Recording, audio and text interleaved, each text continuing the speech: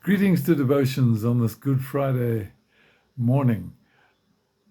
You know, this is one of the most sacred days in the year and so appropriate at this time when there's been so much suffering and distress in our own province because of the floods that have been here. And to know that God did not cut himself off from human suffering, but in Jesus we see that he suffered in the way that so many human beings have to suffer, and they can find in Jesus a comfort and one who understands. Today, what I would like to look at is what has been looked at down the centuries on Good Friday, and that is the 7 words that Jesus spoke from the cross. They come from different Gospels, and we'll just look at them briefly today. The first one is when Jesus was nailed to the cross and they lifted him up, and he said, the first word he spoke was, "Father, forgive them, for they don't know what they're doing." This is known as the word of forgiveness, praying that God would forgive even those who were executing him. What an extraordinary act of grace. And that's the kind of forgiveness that is offered to us by Jesus. No matter what we've done or where we've been, he says, "Father, forgive them." And then the next verse is when the thief next to him on the cross turned to him and he said, "Lord, remember me when you come into your kingdom."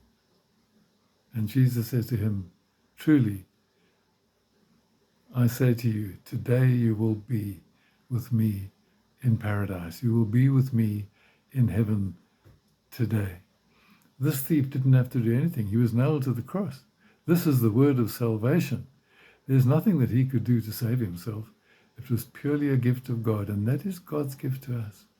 In Jesus, he offers us the gift of eternal life, and we receive it with thanksgiving from him today. And then the third word was when his mother was standing at the cross and his disciple John, and he turned to John and said, "John, behold your mother." And he said to Mary, "Mary, mother, woman," he actually called her, "behold your son." And this is what's called the word of relationship, that even to the end of his life, Jesus was concerned about the needs of others, and on this occasion particularly about his mother, that she would be properly looked after. Even in agony, Jesus thinking about the needs of those at the cross.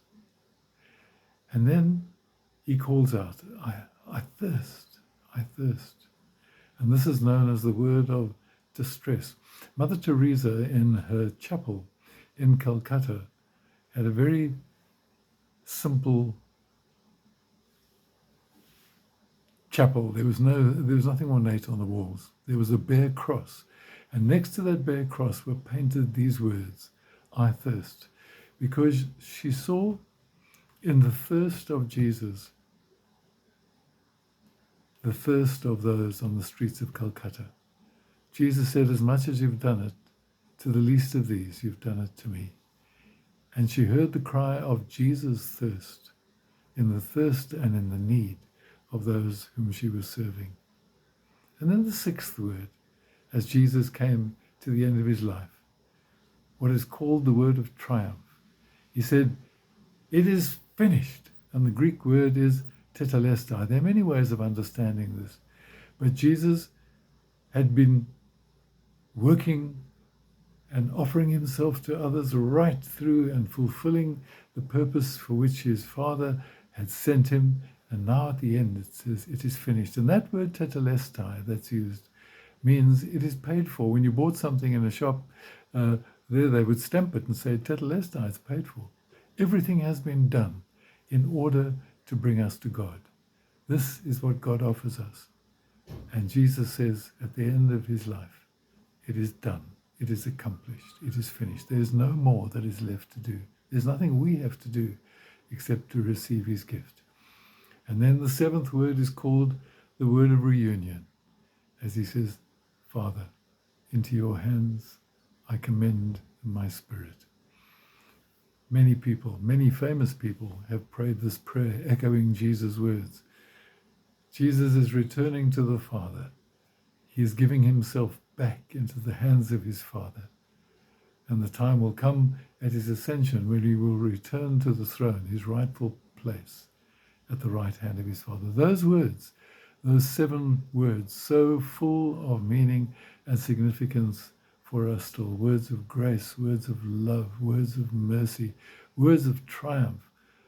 Oh, how the world needs these words today. Oh God, may we hear them and live by them. May God give you a truly meaningful and significant and peaceful Good Friday. God go with you.